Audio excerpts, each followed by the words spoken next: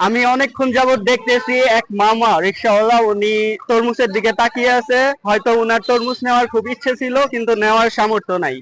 আমি উনার ইচ্ছেটা পূরণ করতে চাই, দেখি উনার জন্য তরমুজ কিনতে পারি কিনা। এই ভাই, কত তরমুজ? এ মামা, এদিকে আসেন। একটা ভালো করে একটা তরমুজ পছন্দ করেন আপনি, আসেন। ভালো দেখে কররা মধুওয়ালা একটা তরমুজ দেয় এবার, ঠিক আছে মামা? আপনি আপনার মতো করে একটা চয়েস করেন।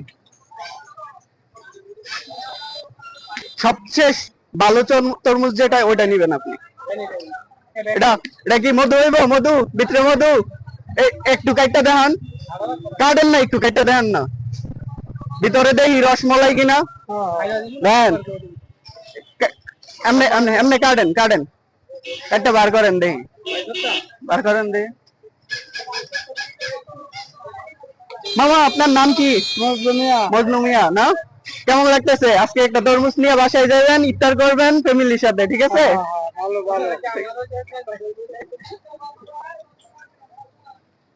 রসমলাই, ঠিক আছে, ভালো যাতে হইতে পারে।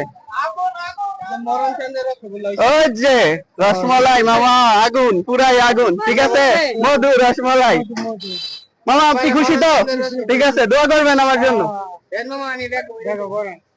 সো এভরিওয়ান, এভাবে আপনারা সাথে থাকবেন, যাতে করে আমরা এরকম মামাদের ইচ্ছে পূরণ করতে পারি।